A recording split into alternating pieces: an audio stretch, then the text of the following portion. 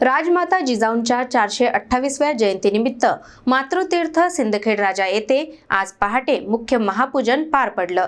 जिल्ह्यासह राज्यभरातून हजारो भाविक दाखल झाले असून जिजाऊ जन्मस्थानी भक्तिमय वातावरण पाहायला मिळत आहे।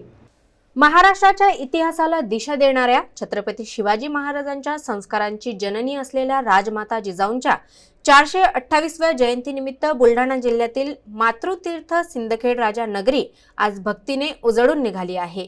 जयंतीनिमित्त सकाळी 6 वाजताच्या सुमारास लखुजी राजे जाधव राजवाड्यातील जिजाऊ जन्मस्थानी मुख्य महापूजन संपन्न झाले। या महापूजनाला राजे लखुजी राजे जाधव यांचे वंशज शिवाजी राजे जाधव यांच्यासह जिजाऊ भक्त मोठ्या संख्येने उपस्थित होते।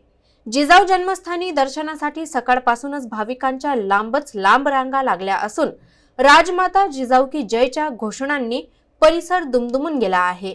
राजमाता जिजाऊंना मानाचा मुजरा करण्यासाठी राज्याच्या विविध भागातून भाविक दाखल झाले असून सिंदखेड राजा नगरीत उत्सवाचे वातावरण निर्माण झाले आहे। भाविकांची वाढती गर्दी लक्षात घेता प्रशासनाच्या वतीने दर्शन, सुरक्षा, पाणी आणि आरोग्य सुविधांची व्यवस्था करण्यात आली आहे।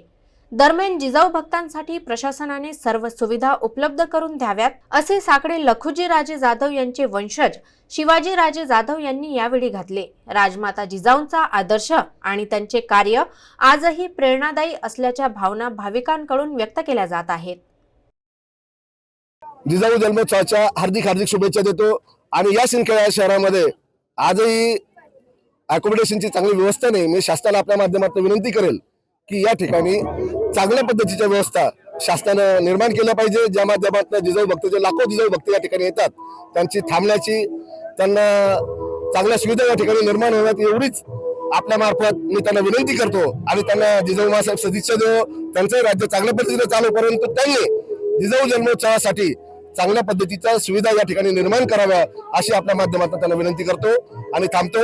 जय जिजाऊ, जय शिवराय।